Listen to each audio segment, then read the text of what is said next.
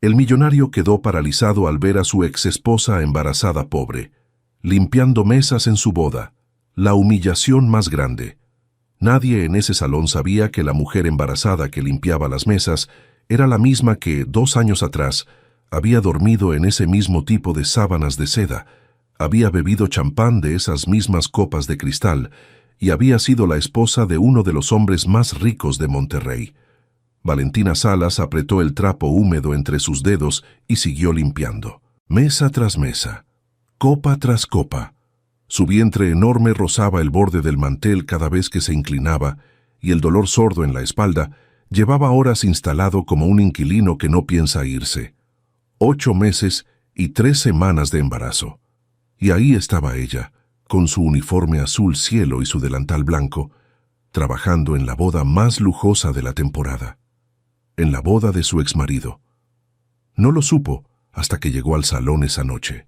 La agencia de servicios la había enviado como parte del equipo de camareras para el evento en el Gran Hotel Monterrey, el mismo lugar donde ella y Rodrigo habían celebrado su primer aniversario de bodas. Cuando Valentina cruzó las puertas de caoba y vio las flores blancas cayendo del techo como una cascada infinita, cuando olió la mezcla de rosas y champán importado, algo en su pecho se contrajo. Pero fue cuando vio la fotografía gigante en la entrada principal cuando el mundo giró bajo sus pies. Rodrigo Villanueva Espinosa, y una mujer rubia, perfecta, con los dientes blancos y la sonrisa de quien nunca ha tenido que limpiar nada en su vida. Valentina no corrió, no lloró, respiró hondo, apretó el trapo y fue a preguntar cuál era su sección asignada. Su compañera de trabajo, una mujer de unos 50 años llamada Doña Remedios, se acercó a ella con una expresión entre la compasión y el asombro mientras colocaban los últimos arreglos florales en la mesa 12. «Mija, ¿estás segura de que puedes con esto?», le preguntó en voz baja, mirando de reojo el vientre de Valentina. «Con lo que me platicaste del papá del bebé, ¿no sería mejor que le dijeras al supervisor que no te sientes bien?». «Estoy bien, doña Reme», respondió Valentina sin levantar la vista. «Necesito el dinero de esta noche. No puedo darme el lujo de irme». Y era verdad.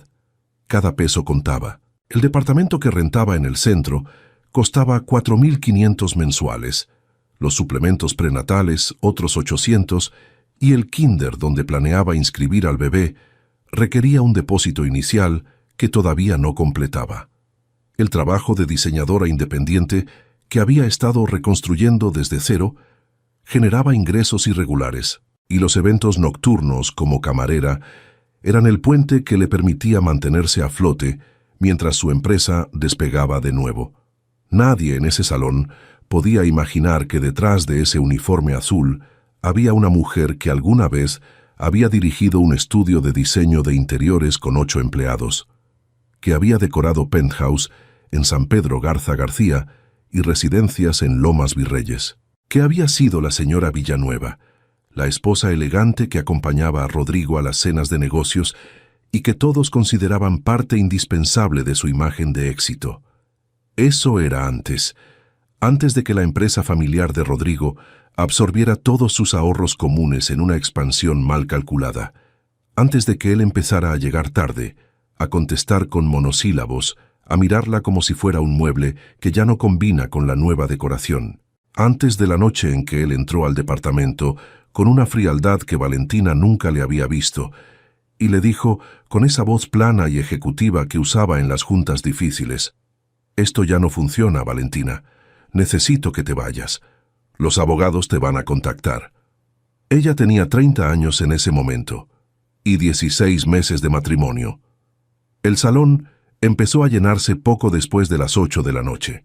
Los invitados llegaban en oleadas perfumadas, mujeres con vestidos de diseñador, hombres con trajes que costaban más que el renta mensual de Valentina, jóvenes que reían demasiado fuerte y bebían demasiado rápido. El equipo de camareras circulaba con charolas de bocadillos y copas de cristal, invisible para la mayoría de los asistentes, como parte del mobiliario vivo de la noche. Valentina se concentró en su trabajo.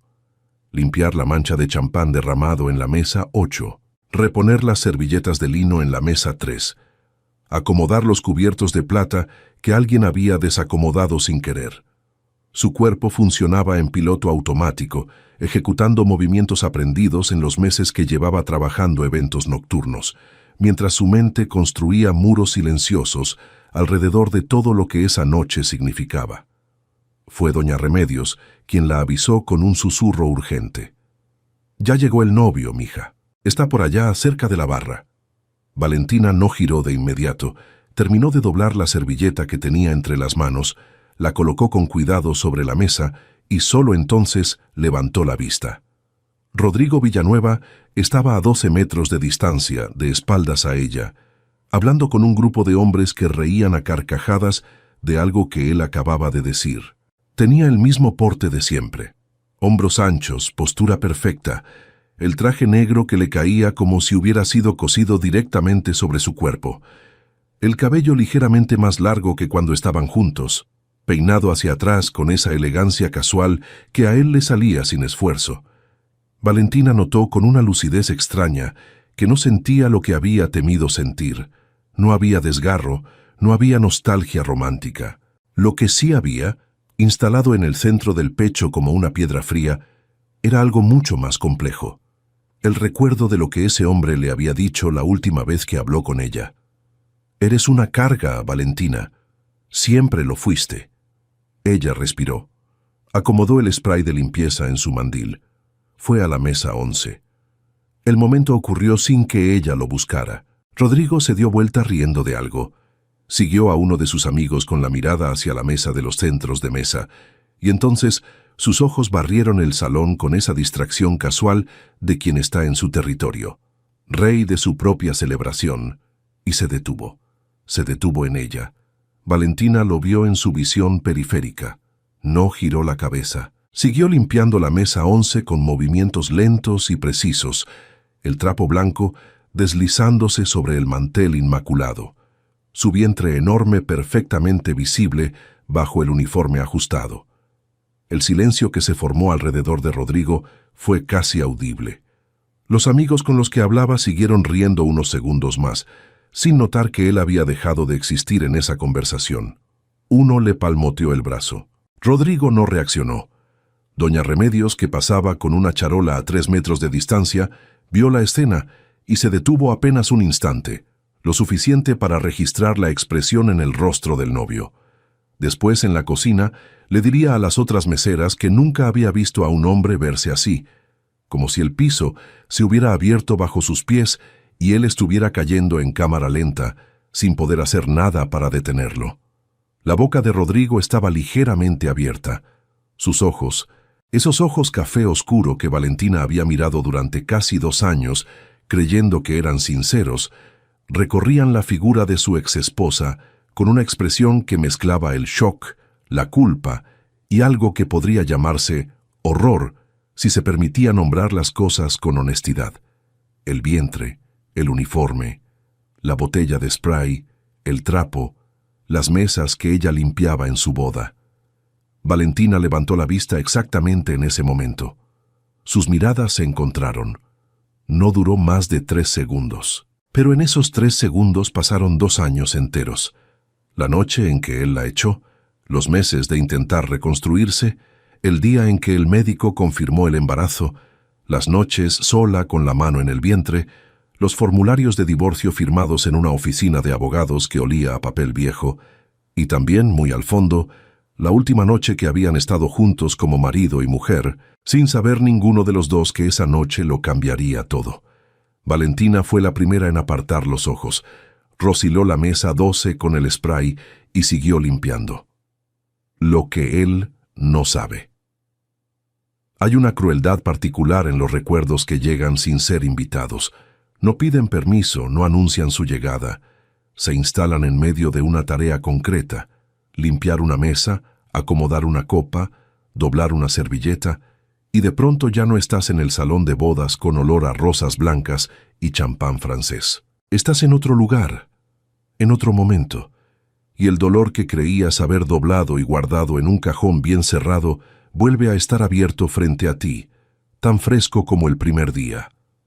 Valentina vivió esa crueldad mientras caminaba hacia la mesa 13 con su trapo y su spray. El salón de bodas siguió girando a su alrededor. Música, risas, el tintineo de cristales.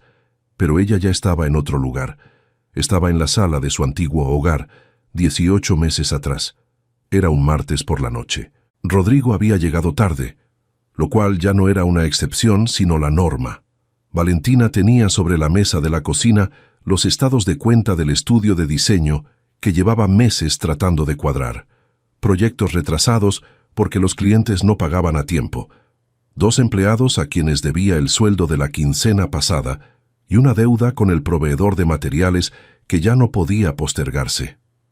La empresa familiar de Rodrigo, Villanueva en Asociados Desarrollos, había absorbido durante el último año casi todos los recursos económicos del matrimonio. Rodrigo lo había planteado como una inversión segura, una expansión al mercado de Guadalajara que iba a duplicar los ingresos familiares en 18 meses. Valentina había firmado lo que él le pidió que firmara. Había vaciado la cuenta de ahorros que tenía desde antes de casarse, la que había construido proyecto por proyecto durante 5 años de trabajo independiente. 180,000 pesos que ahora formaban parte de la contabilidad de una empresa que sangraba dinero más rápido de lo que podía generarlo. «Rodrigo, necesito hablar contigo», dijo ella cuando él entró a la cocina y abrió el refrigerador sin mirarla. «Estoy cansado, Valentina». «Lo sé, pero hay cosas que no pueden esperar». Él tomó una cerveza, cerró el refrigerador y finalmente la miró con esa expresión que ella había aprendido a reconocer y a temer. La expresión de quien ya tomó una decisión y solo está esperando el momento correcto para comunicarla. «¿Cuánto necesitas?», preguntó él como si el problema de ella fuera siempre y exclusivamente económico, reducible a una cifra.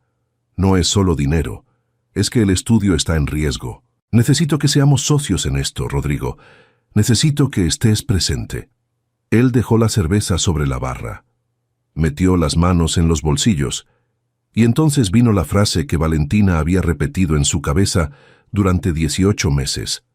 La frase que aparecía en sus sueños y en sus momentos de duda, y en las noches largas cuando el bebé pateaba y ella estaba sola en su departamento, preguntándose si había hecho bien en no destruir a ese hombre con todo lo que sabía. «Valentina, seré honesto contigo porque creo que te lo mereces. Esto no está funcionando. Tú y yo no estamos funcionando. Y francamente, el estudio tampoco. Eres una carga, Valentina. Y yo ya no puedo seguir cargando con algo que no me deja avanzar». El silencio que siguió fue tan denso que Valentina sintió que podía tocarlo. «¿Una carga?», repitió ella, con una voz tan baja y tan quieta que Rodrigo tuvo que inclinarse ligeramente para escucharla. «No lo digo con maldad, lo digo como un hecho. Tú tienes tus proyectos, yo tengo los míos. El matrimonio fue un error, los dos lo sabemos». Ella quiso preguntarle muchas cosas, si había alguien más, si esto era una decisión repentina o algo que llevaba meses planificando, mientras ella seguía creyendo que estaban construyendo algo juntos. Si el año y 4 meses que llevaban casados habían significado algo para él además de un arreglo práctico que ya no resultaba conveniente. No preguntó nada. «Está bien», dijo, y recogió sus papeles de la mesa de la cocina. Esa noche durmió en el cuarto de huéspedes. A la semana siguiente, los abogados de Rodrigo se comunicaron con ella. Lo que Rodrigo no supo, lo que no sabe hasta esta noche, ocurrió 4 días antes de que Valentina firmara los documentos del divorcio. Fue un martes también, como si los martes fueran los días elegidos por el destino para cambiarle la vida sin previo aviso. Valentina estaba en la farmacia comprando analgésicos para el dolor de cabeza, que llevaba días instalado, y de manera completamente mecánica, sin pensarlo, tomó del estante una prueba de embarazo, no porque tuviera una sospecha fuerte, sino porque llevaba 2 semanas con el ciclo retrasado, y quería descartarlo, tachar esa posibilidad de su lista, y seguir adelante con el desastre ordenado en que se había convertido su vida. El resultado tardó 3 minutos. Valentina lo miró durante 20. 2 líneas, inconfundibles, sin ambigüedad posible. Se sentó en el suelo del baño de su nuevo departamento, el pequeño departamento en el centro al que se había mudado con 2 maletas y una caja de libros, y estuvo así un buen rato, con la prueba en la mano y el teléfono boca abajo en la alfombra, pensando. Pensó en llamarle a Rodrigo. Lo consideró seriamente durante al menos 10 minutos. Tenía su número todavía guardado. Podría marcarle, decirle lo que la prueba decía y ver qué pasaba. Una parte de ella, la parte más cansada, la que llevaba semanas sin dormir bien, la que había vaciado sus ahorros y firmado papeles sin leer todos los detalles porque confiaba. Quería que él supiera. Quería que cargara con algo de lo que estaba pasando. Pero otra parte, más profunda y más fría y más lúcida, le dijo que no. Si le decía a Rodrigo que estaba embarazada antes de firmar el divorcio, todo se convertiría en una negociación. Abogados, pensiones, custodias peleadas en despachos con olor a café malo. Rodrigo apareciendo y desapareciendo de la vida de su hijo según le conviniera. Y lo peor, la posibilidad de que él pensara que ella lo estaba usando, que el embarazo era una estrategia para retenerlo o para sacarle dinero.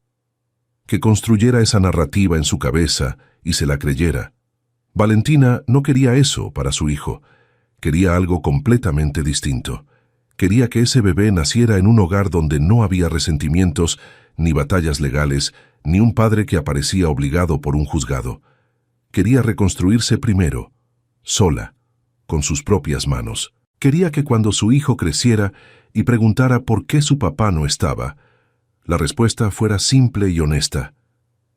Porque tomamos decisiones diferentes, y yo decidí que tú y yo podíamos solos. Firmó los documentos del divorcio 4 días después. No dijo nada.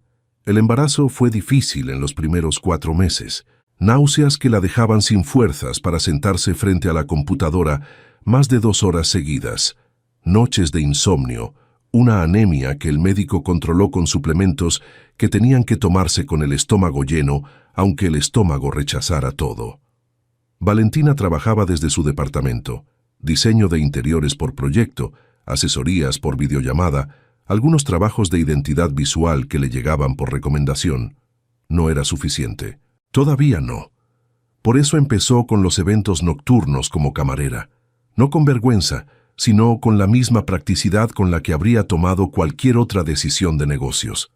Era un ingreso confiable, pagado en efectivo al terminar el evento, sin contratos complicados ni esperas de 30 días.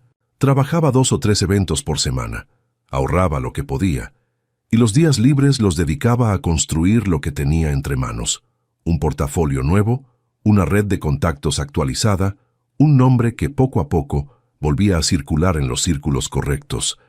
Lo que Rodrigo tampoco sabe, mientras está paralizado en el centro de su propia boda, mirando a Valentina limpiar mesas, es que en exactamente 7 días ella firma el contrato de arrendamiento de su nueva oficina. Un espacio de 120 metros cuadrados en la Colonia del Valle, con luz natural y paredes de concreto pulido que ella misma eligió, porque son el tipo de textura que a ella siempre le habló de posibilidades. Lo que Rodrigo no sabe es que Valentina Salas no está aquí porque fracasó. Está aquí porque eligió no destruirlo, y esa decisión tiene un costo que ella pagó de su propio bolsillo y con su propio cuerpo durante 9 meses. Está aquí porque es la mujer más capaz que él conoció en su vida, y él fue demasiado estúpido para verlo cuando la tenía frente a él. Valentina colocó el trapo doblado en su mandil y tomó la charola de copas vacías para llevarlas a la cocina. Al pasar frente a la barra, sintió los ojos de Rodrigo siguiéndola como si fueran un peso físico en su espalda. No giró. No le dio la satisfacción de ver su expresión. Empujó la puerta de la cocina con la cadera y siguió adelante. El bebé pateó suavemente dentro de ella, como recordándole que no estaba sola. «Ya sé, mi amor», murmuró Valentina en voz tan baja que nadie en la cocina bulliciosa pudo escucharla. «Ya casi terminamos. La novia y el veneno». Camila Ferreira Montoya tenía el don particular de las mujeres que han sido hermosas toda su vida, y lo saben. Una seguridad que no era confianza, sino ocupación de espacio. La certeza de que el mundo se acomoda alrededor de ellas, y no al revés. Llevaba el cabello rubio recogido en un moño bajo que le costó 3 horas en el salón y que parecía casual. El vestido de novia era de encaje importado, con escote pronunciado y una cola de 2 metros que 2 asistentes habían estado cargando toda la noche. Sus joyas eran diamantes. Sus zapatos eran Louboutin. Su sonrisa era el tipo de sonrisa que se practica frente al espejo hasta que parece natural. Era perfecta, en el sentido más superficial y más vacío de la palabra. Valentina la había visto en fotografías durante el matrimonio, sin saber entonces qué significaba ese nombre que aparecía de vez en cuando en el teléfono de Rodrigo. Camila F. Una inicial. Un misterio que ella, en su ingenuidad de ese entonces, había decidido no investigar porque confiaba. Porque el amor, cuando es honesto, no sospecha. Y ella había amado a Rodrigo con la clase de honestidad que te deja completamente desarmada cuando el otro decide traicionarte. Fue doña Remedios quien captó la señal primero. «Mija, la novia te está mirando», susurró mientras pasaba a su lado con una charola de canapés. Y no con buenos ojos. Valentina no necesitó girar para confirmarlo. Lo sintió. Ese tipo de mirada tiene textura propia. Es caliente en los bordes y fría en el centro, como hierro recién sacado del fuego. La mirada de alguien que te ha reconocido y está decidiendo qué hacer con esa información. Siguió limpiando la mesa 15, cubiertos alineados, copas repuestas, servilletas dobladas en triángulo perfecto. Los tacones de Camila sonaron sobre el mármol del salón con esa cadencia deliberada de quien quiere que la escuchen llegar. Valentina los contó inconscientemente. 6 pasos, 7, 8. Se detuvieron a menos de 2 metros de ella. «Disculpa». La voz era aguda y bien modulada, el tipo de voz que ha tomado clases de dicción. Valentina levantó la vista. Camila Ferreira la miraba con una expresión que pretendía ser amable, pero no lo lograba del todo, como un disfraz que le quedaba 2 tallas pequeño. Tenía los brazos cruzados sobre el pecho, de una manera que empujaba el escote hacia arriba y al mismo tiempo establecía una distancia, un perímetro. Sus ojos, verdes con pestañas postizas perfectamente colocadas, recorrieron a Valentina de arriba a abajo con una lentitud calculada.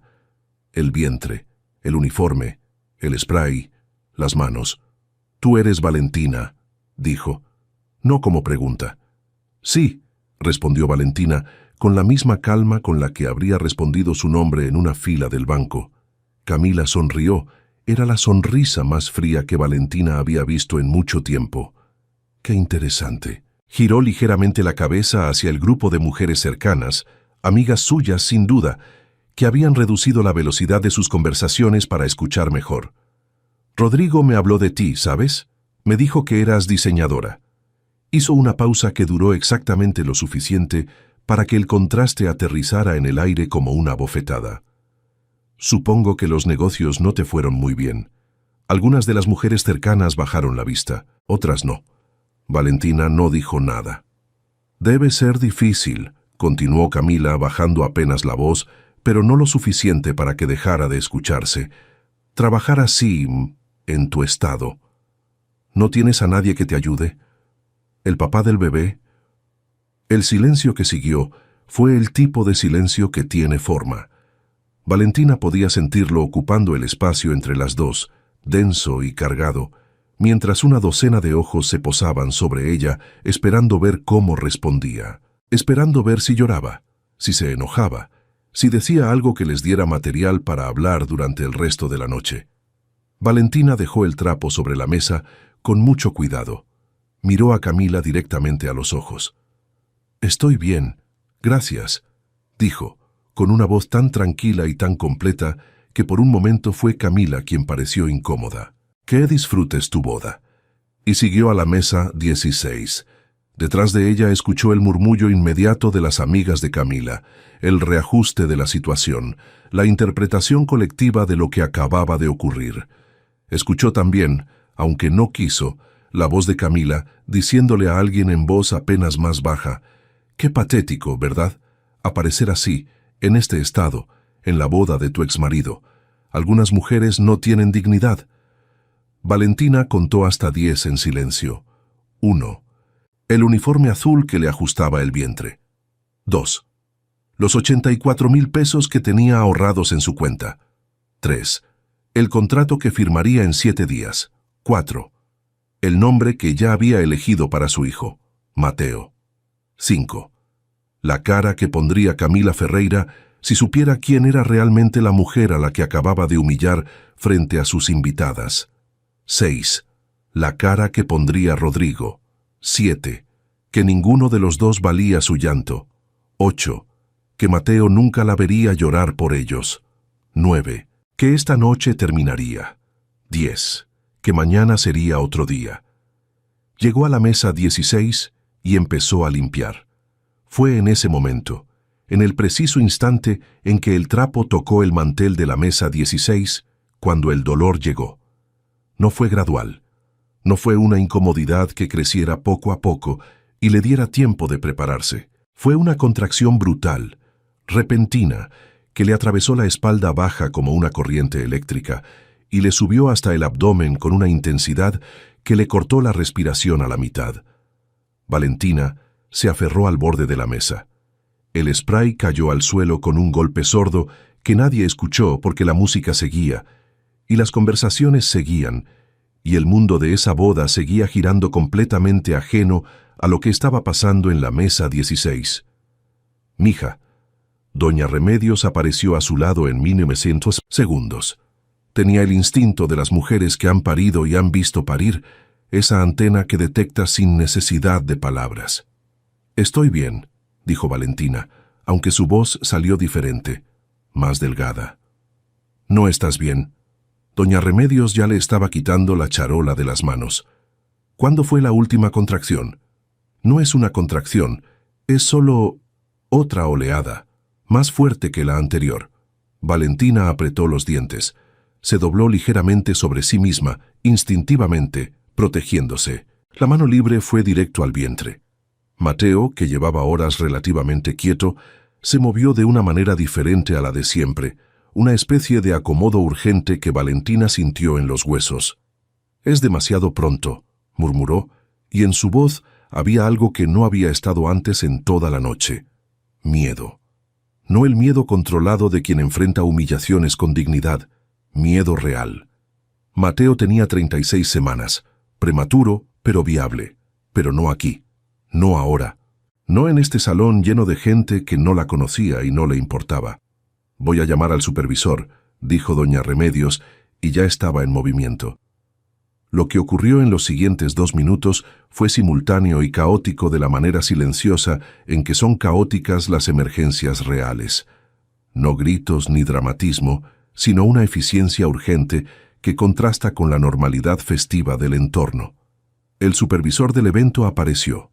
Alguien llamó al número de emergencias. Doña Remedios sostenía a Valentina por el brazo con una firmeza que se sentía como un ancla, y entonces la música se interrumpió.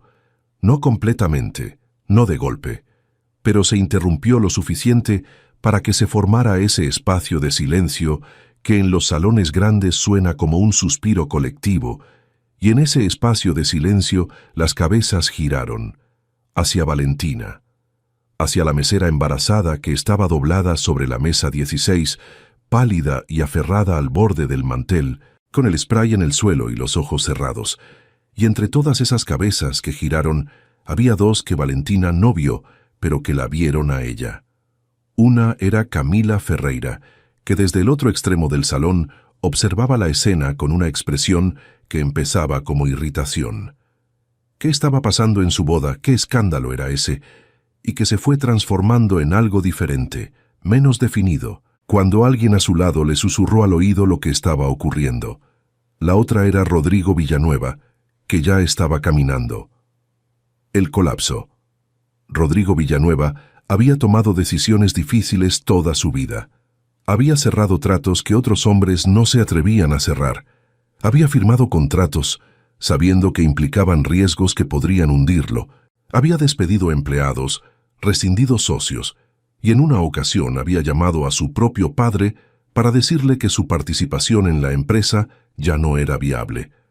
Era un hombre que no se paralizaba. Era, de hecho, uno de sus rasgos más valorados en los círculos empresariales de Monterrey, la capacidad de mantenerse frío cuando todo alrededor se calentaba. Pero eso era en las juntas, en las negociaciones, en los espacios donde las reglas eran conocidas y el tablero era visible. Esto era otra cosa. Cruzó el salón en 12 pasos que no recordaría haber dado.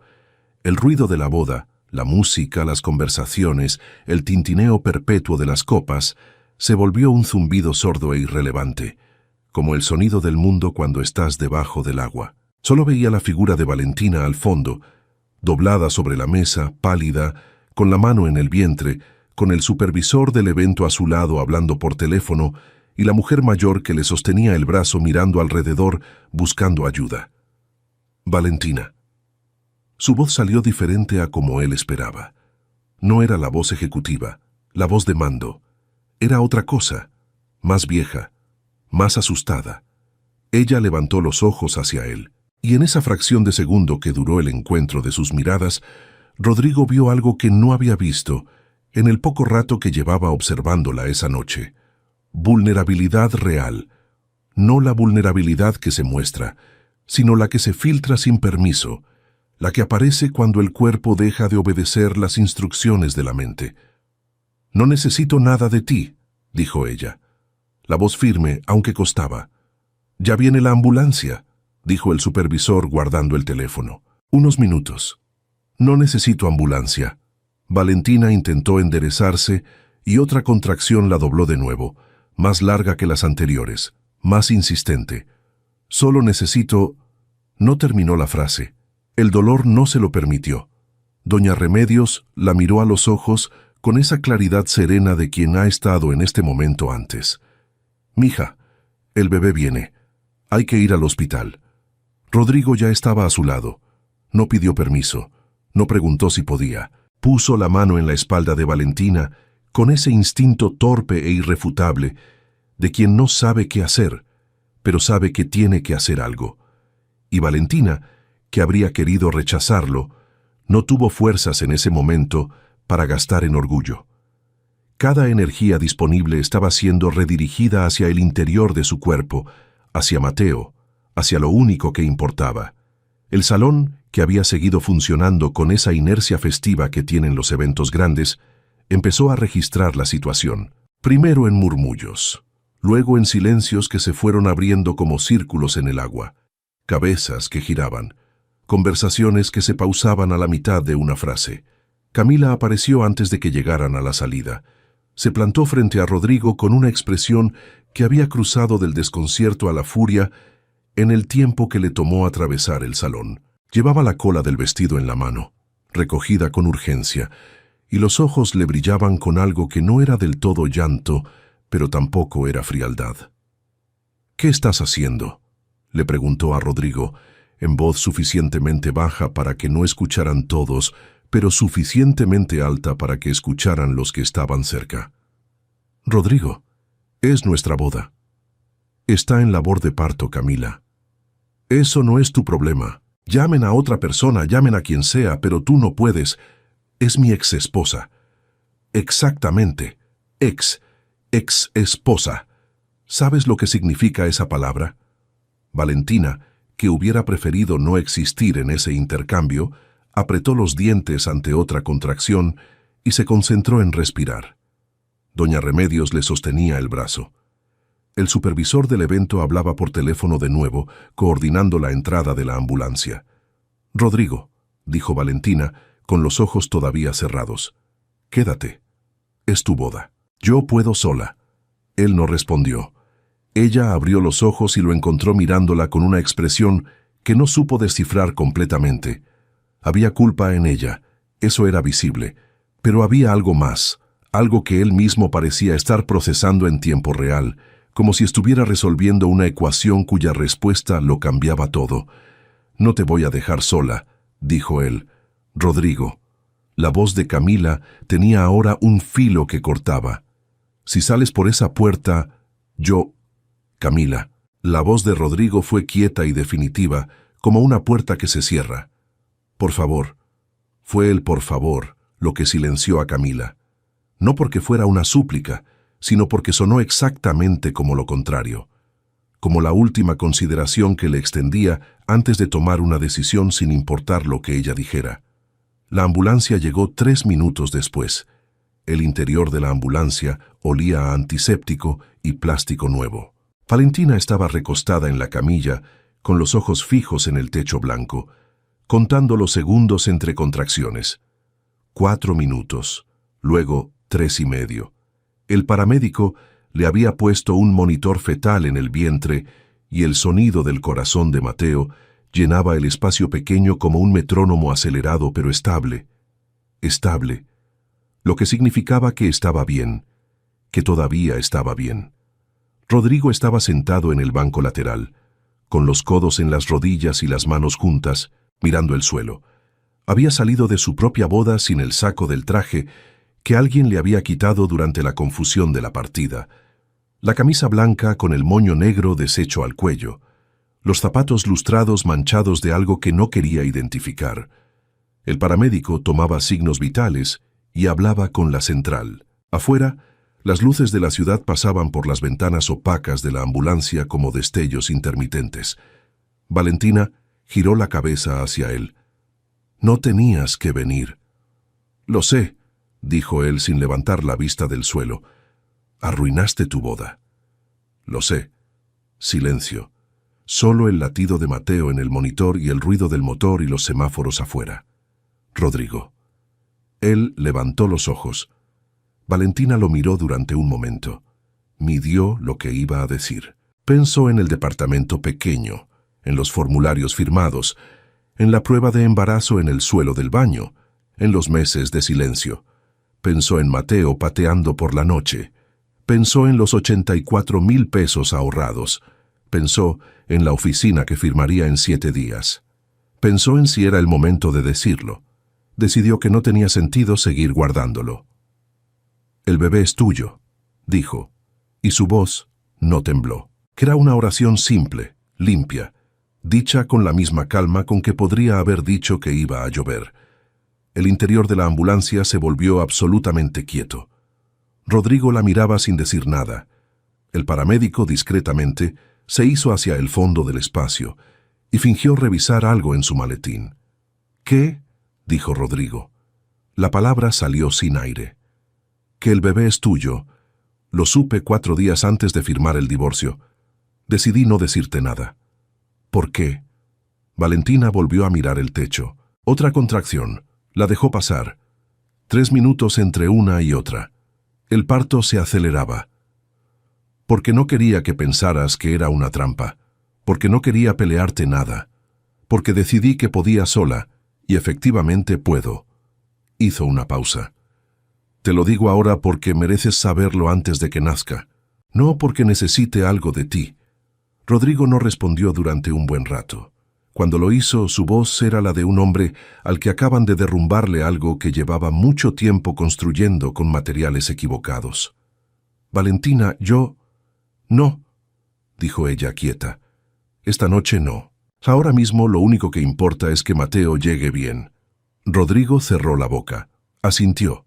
Y por primera vez en los 2 años que habían compartido y en los 18 que habían estado separados, Rodrigo Villanueva hizo exactamente lo que Valentina necesitaba. Se quedó callado y dejó que ella fuera la persona más importante en la habitación. La ambulancia giró en la entrada de urgencias del Hospital Christus Muguerza y las puertas traseras se abrieron de golpe hacia la noche fresca de Monterrey. Afuera, en el gran hotel, la boda de Rodrigo y Camila seguía. La música había vuelto, el champán seguía fluyendo.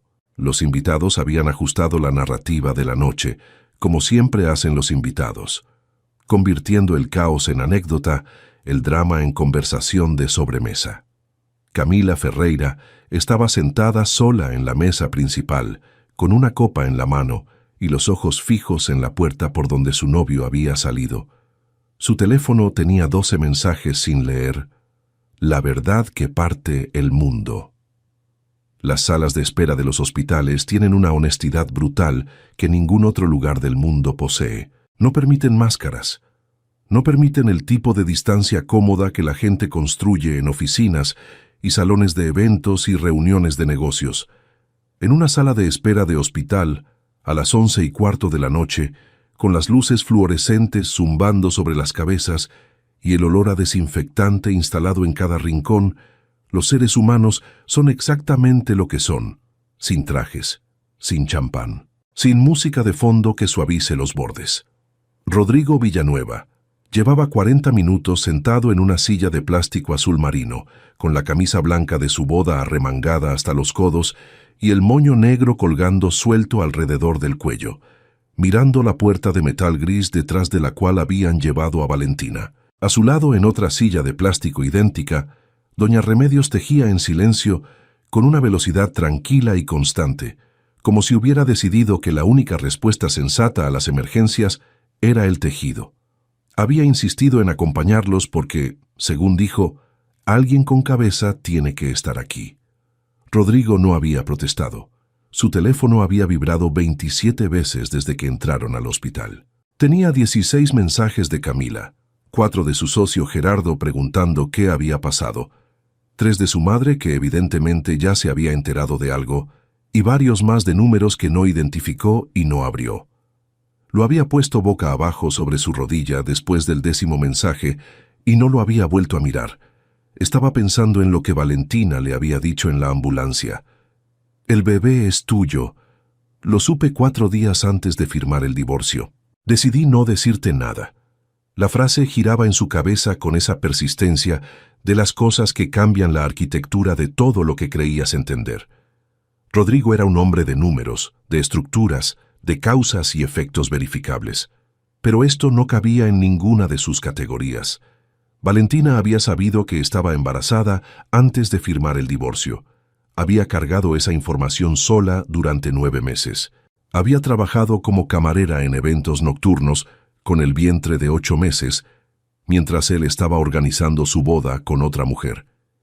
Y no había dicho nada, no para hacerle daño, no para usarlo como palanca, sino exactamente por lo opuesto, para no usarlo como palanca, para no convertir a ese bebé en una herramienta de negociación, para proteger a su hijo de una guerra que él mismo había iniciado con aquella frase que seguía resonando en los rincones de su conciencia como una sentencia que no prescribía.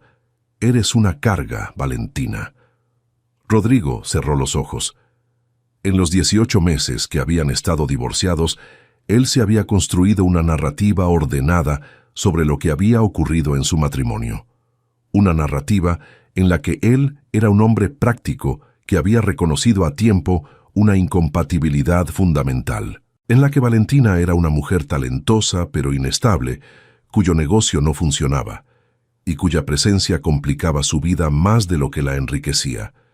Era una narrativa cómoda, justa con él mismo, del tipo que permite dormir bien y mirarse al espejo sin dificultad excesiva.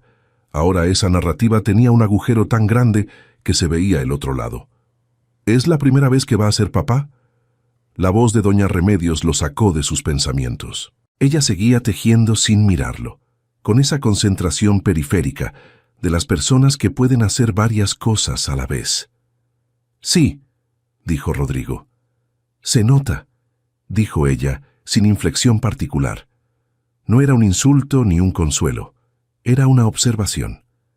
¿Ella le habló de mí?, preguntó él, y no supo muy bien por qué lo preguntó.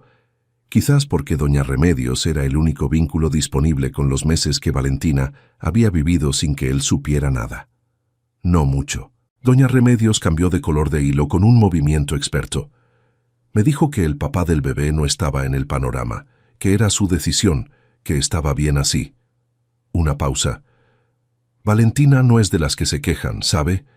Llega, trabaja, hace las cosas bien y se va. Nunca le pedí más detalles porque ella no los ofrecía. Rodrigo procesó eso en silencio. ¿Sabe usted cómo se llama? ¿Quién, el bebé? Sí. Mateo, dijo doña Remedios, y algo en la manera en que pronunció ese nombre, simple y completo, hizo que Rodrigo sintiera algo que no estaba completamente preparado para sentir.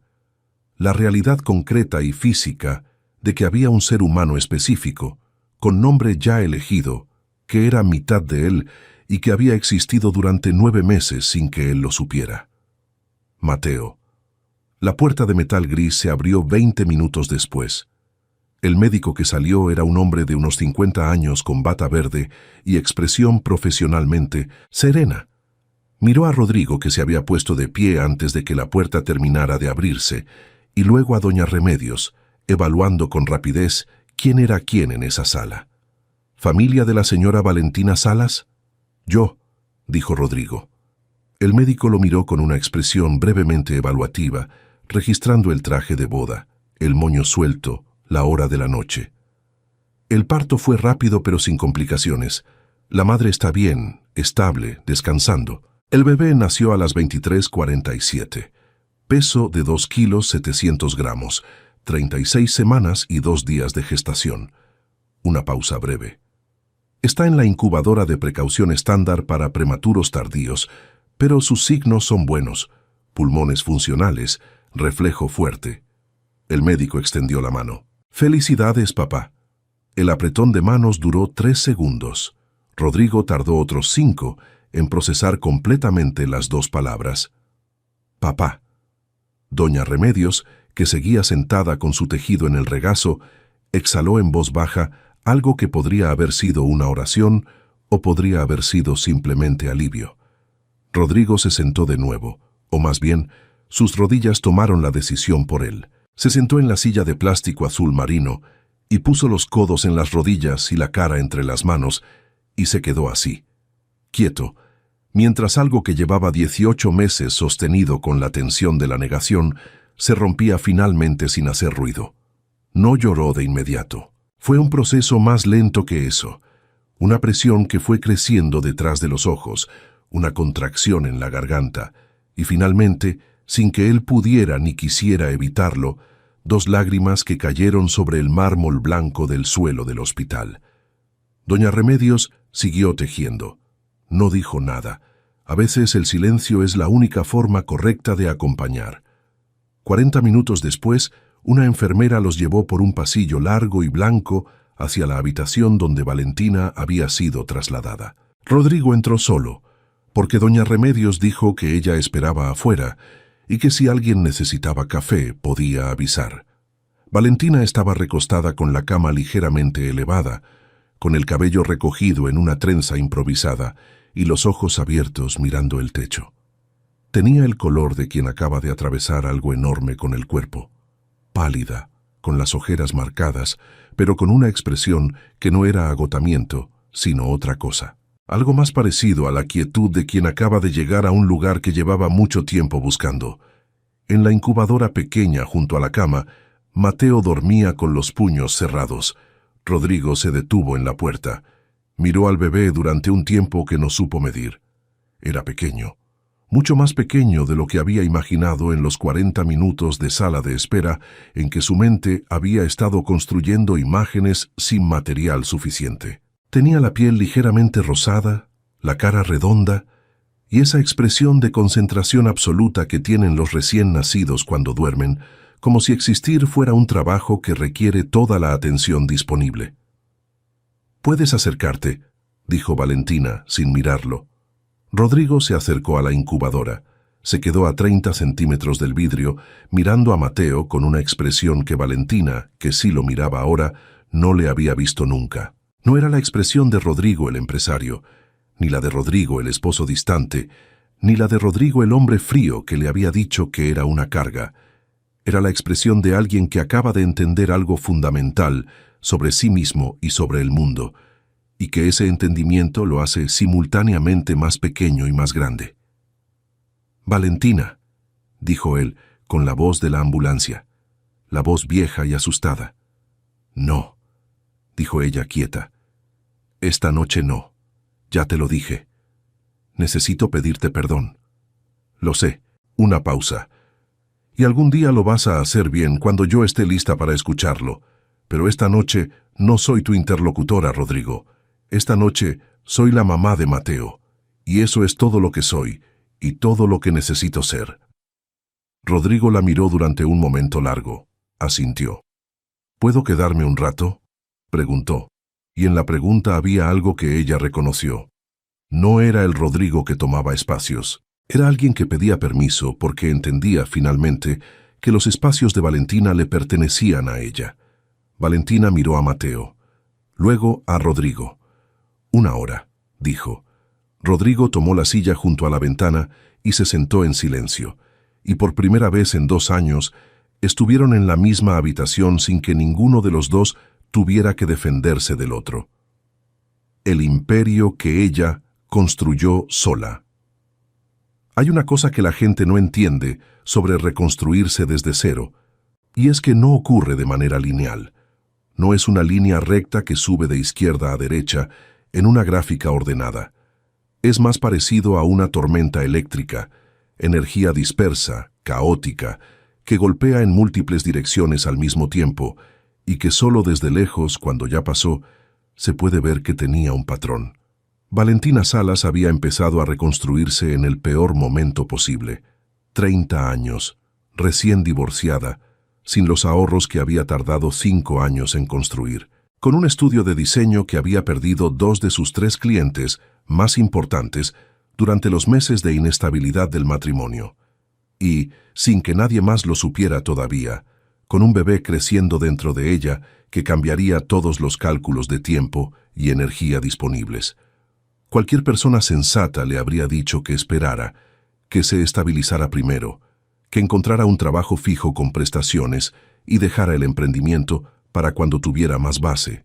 Valentina no era irracional. Lo consideró durante exactamente 1 semana, la semana que siguió al divorcio, mientras hacía cuentas en la mesa de su departamento nuevo con una taza de té que se enfriaba a su lado. Luego guardó las cuentas y abrió su computadora. Lo que Rodrigo no sabía mientras estaba sentado en la silla de hospital mirando dormir a su hijo era todo lo que había ocurrido en esos 18 meses. La historia completa, no el fragmento visible que él había presenciado esa noche, la mesera embarazada limpiando mesas. Ese fragmento era real, pero era el capítulo más pequeño de una historia mucho más grande. El primer mes después del divorcio, Valentina contactó a cada cliente que había tenido en los últimos 3 años. No para pedirles trabajo directamente, sino para decirles que el estudio estaba reestructurándose y que ella continuaba disponible para proyectos. De los 12 que contactó, 4 respondieron con interés. Con esos 4 construyó el puente. El segundo mes, con el embarazo todavía invisible bajo la ropa, tomó 2 proyectos de diseño de interiores simultáneos. La remodelación de una suite ejecutiva en un hotel boutique de la colonia Obispado y el rediseño de la sala de juntas de un despacho de abogados en San Pedro. Trabajó 12 horas diarias. Comía bien porque el bebé lo necesitaba. Dormía lo suficiente porque el bebé lo necesitaba. Todo lo demás era secundario. Al tercer mes, cuando el vientre comenzó a ser visible, tomó una decisión que en ese momento le costó más que cualquier otra: ser completamente transparente con sus clientes. Les dijo que estaba embarazada, que el bebé llegaría en aproximadamente 6 meses, que tenía un plan de trabajo detallado que garantizaba la entrega de todos los proyectos antes de la fecha estimada de parto, y que si eso representaba un problema para ellos, lo entendía perfectamente. Ninguno canceló. Uno, el director del hotel boutique, le dijo algo que ella guardó como si fuera un documento importante. Valentina, la gente que sabe lo que hace, no deja de saber lo que hace por estar embarazada. Siga adelante. Siguió adelante. Los eventos nocturnos como camarera empezaron al 5.º mes, cuando los ingresos del estudio todavía no eran suficientemente estables para cubrir todos los gastos fijos, más los suplementos prenatales, más el ahorro que necesitaba para el depósito inicial del kinder y los gastos del parto. No era su actividad principal. Era el complemento que le permitía no tocar el capital que estaba reconstruyendo. Trabajaba 2 o 3 eventos por semana, llegaba a su departamento a medianoche, se bañaba, revisaba emails pendientes y dormía. No se quejó, no en voz alta y no en silencio tampoco, porque Valentina había decidido desde el principio que este bebé no iba a nacer en un ambiente de resentimiento o de victimismo. Mateo iba a nacer en un hogar donde su madre era una mujer que resolvía problemas, no una mujer que se perdía en ellos. Lo que Rodrigo tampoco sabía era el proyecto que Valentina había estado construyendo en paralelo durante los últimos 8 meses. Se llamaba VSAL Studio. No era solo un rebautizo del estudio anterior, era algo nuevo, construido con una arquitectura de negocio diferente. Mientras el primer estudio dependía de proyectos individuales y clientes directos, VSAL Studio operaría con un modelo híbrido. Proyectos de diseño de interiores de alta gama para clientes premium, más una línea de consultoría de imagen corporativa para empresas medianas que querían actualizar sus espacios sin pagar los honorarios de las firmas grandes. La idea había nacido una noche de insomnio del 7º mes, cuando Mateo no la dejaba dormir, y ella estaba sentada en la sala de su departamento, con el portátil en el regazo, revisando proyecciones financieras. Se había dado cuenta de algo que parecía obvio en retrospectiva. El mercado de diseño de interiores en Monterrey estaba completamente polarizado. Arriba, las firmas internacionales con presupuestos inaccesibles para la mayoría de las empresas. Abajo, diseñadores independientes sin estructura suficiente para proyectos de escala. En el medio, un espacio enorme que nadie estaba ocupando correctamente. VSAL Studio iba a ocupar ese espacio. Durante los meses siguientes, mientras seguía trabajando en los proyectos activos y haciendo eventos de camarera los fines de semana, Valentina construyó el plan de negocio de VSAL Studio, con la misma precisión y el mismo cuidado con que diseñaba un espacio. Cada elemento en su lugar, cada decisión respaldada por datos, nada dejado al azar o a la intuición sin verificar. Contrató a una diseñadora junior para que empezara a trabajar con ella en modalidad remota desde el 7º mes. Registró la razón social de la empresa en el 8º. Firmó el precontrato del espacio en la Colonia del Valle, 120 metros cuadrados de planta libre con luz natural, que estaría disponible exactamente en la semana en que naciera Mateo o la siguiente. Construyó una cartera inicial de 4 clientes confirmados para VSAL Studio, 2 proyectos de rediseño de oficinas, un hotel boutique en Torreón que la había encontrado por recomendación, y una cadena regional de clínicas médicas que necesitaba unificar la imagen de sus 4 sucursales en Monterrey. El valor total de esos 4 contratos iniciales era de $1.300.000 pesos. $1.300.000 pesos que Valentina había conseguido sola, embarazada, trabajando de noche en eventos con uniforme azul y spray de limpieza, sin contarle a nadie lo que estaba construyendo. Rodrigo lo descubriría de manera gradual en las semanas siguientes al nacimiento de Mateo, en las visitas breves y formales que Valentina le permitió al hospital y luego al departamento. Lo descubriría a través de fragmentos, la computadora abierta en una hoja de cálculo de proyecciones, el nombre VSAL Studio en una notificación de correo que pasó frente a él sin querer. Una llamada que Valentina tomó con una naturalidad ejecutiva que él reconoció de inmediato como la de alguien que está manejando algo grande. Un día, sin poder contenerse, le preguntó directamente, ¿qué es VSAL Studio? Valentina lo miró con una expresión completamente neutral. Mi empresa. ¿Cuándo la fundaste? Lleva 8 meses en construcción. La oficina abre la semana que viene. Rodrigo procesó eso. Hizo las cuentas involuntariamente. El hábito empresarial más difícil de apagar. ¿Tienes clientes? 4 contratos confirmados. Una pausa breve. $1.300.000 en el pipeline inicial. Rodrigo no dijo nada durante un momento. Luego dijo con una voz que tenía varias capas superpuestas que él mismo no habría podido separar completamente. Valentina, yo te dije que eras una carga. Lo sé, dijo ella sin crueldad y sin suavidad, solo como un hecho verificable. Estabas equivocado. Se levantó a darle el pecho a Mateo, que había empezado a moverse en la cunita, y no añadió nada más. No necesitaba añadir nada más. Justicia sin venganza. La venganza, Valentina lo había aprendido de la manera más profunda posible, es un lujo que no te puedes permitir cuando tienes algo más importante que construir. No es una virtud moral abstracta, ni una lección que alguien te enseña en un libro. Es una decisión práctica, tomada en frío, con la misma lógica con que decides en qué invertir tu energía y en qué no. La venganza consume. Y Valentina no tenía energía disponible para consumir en Rodrigo Villanueva. Lo que sí tenía era a Mateo, y a veces al estudio, y a 120 metros cuadrados de oficina en la colonia del Valle, con luz natural y paredes de concreto pulido que abrieron un martes, exactamente 12 días después del nacimiento de su hijo. Valentina no estuvo presente en la apertura porque estaba en casa dándole el pecho a un bebé de 12 días que dormía en intervalos de 2 horas. Pero su diseñadora junior, Paola, abrió la puerta con la llave que Valentina le había entregado el día anterior y le mandó una foto del espacio vacío con la luz de la mañana entrando por los ventanales. Valentina la guardó en una carpeta que se llamaba Pruebas de que vale la pena. Camila Ferreira desapareció de la vida de Rodrigo 3 semanas después de la boda que nunca terminó de ser boda. No fue un proceso largo, ni especialmente dramático, en el sentido que la gente imagina cuando piensa en separaciones de parejas adineradas. Fue eficiente, quirúrgico casi, con la frialdad de alguien que evalúa una situación y decide que el costo ya supera el beneficio. Camila era muchas cosas, pero no era tonta. Entendió rápidamente la aritmética de lo que había ocurrido esa noche. Rodrigo había abandonado su propia boda para acompañar a su exesposa al hospital.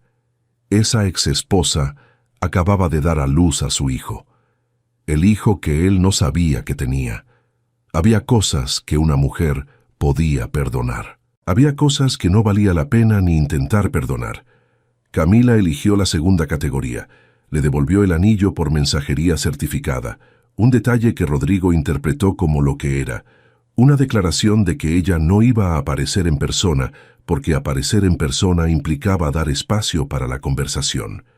Y Camila no tenía ningún interés en esa conversación. Adjuntó una nota manuscrita de 4 líneas que decía, con una caligrafía perfecta, que olía a los mismos cursos de imagen que le habían dado la voz modulada. No compito con hijos. Buena suerte con lo que construiste.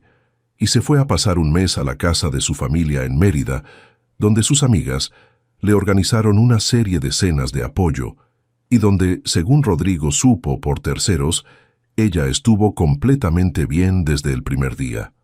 Rodrigo no la llamó. Lo que sí hizo, en los días que siguieron, fue sentarse frente a las consecuencias reales de sus propias decisiones y mirarlas sin apartar la vista, lo cual era considerablemente más difícil que cualquier negociación que hubiera enfrentado en su vida profesional. Llamó a su abogado para establecer un reconocimiento legal de paternidad. Llamó a su contador para organizar una pensión alimentaria que estuviera muy por encima de lo que cualquier juez podría haberle ordenado pagar, porque quería que quedara claro desde el principio que esto no era una obligación que cumplía por presión legal, sino una responsabilidad que asumía por elección. Llamó a su madre y le explicó todo con la misma frialdad ejecutiva con que habría explicado una reestructuración corporativa, y aguantó los 20 minutos de silencio y preguntas y reproches suaves que siguieron porque también eran consecuencia de sus propias decisiones. Lo que no hizo fue llamarle a Valentina para pedirle que le diera una segunda oportunidad. No porque no lo hubiera pensado, lo había pensado, probablemente más de lo que era honesto con él mismo. Pero Valentina le había dicho algo en el hospital que se había quedado grabado con una precisión que no había podido ignorar. Algún día lo vas a hacer bien cuando yo esté lista para escucharlo. Cuando ella estuviera lista. No cuando él quisiera. Cuando ella estuviera lista.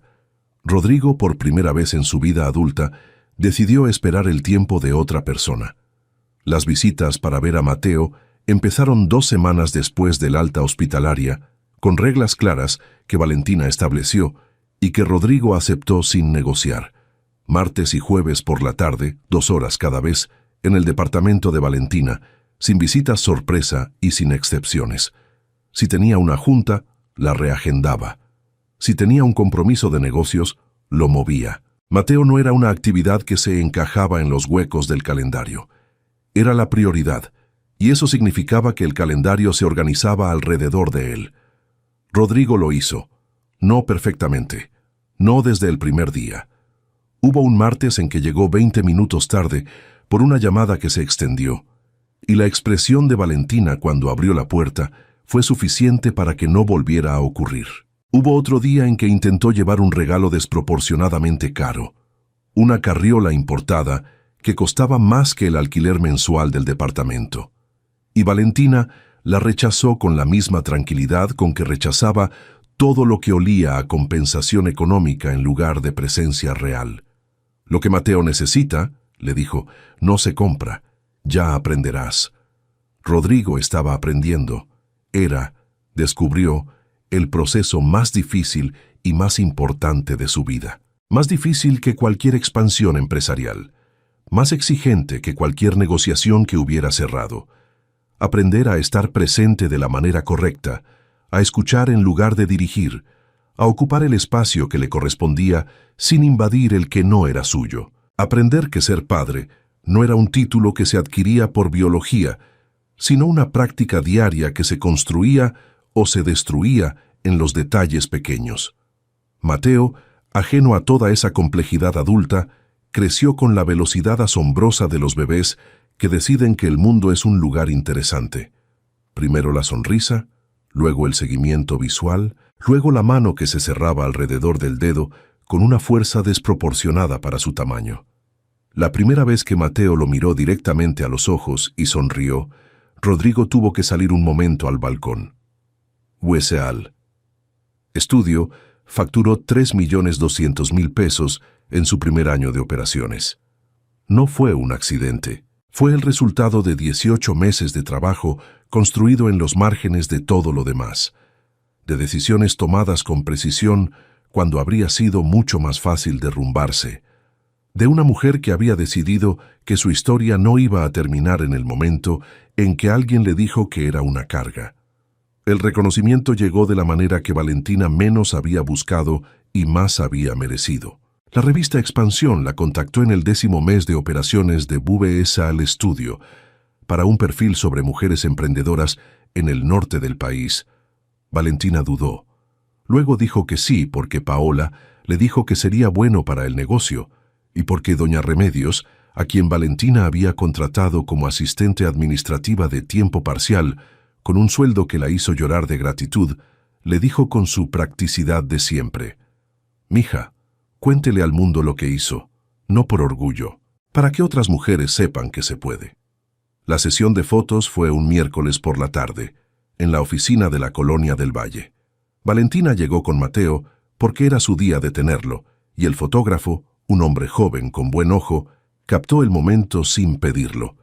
Valentina sentada en su escritorio de concreto y madera, con Mateo en brazos y la ciudad de Monterrey detrás de los ventanales, mirando a la cámara con una expresión que no era sonrisa exactamente, pero era algo más completo que eso.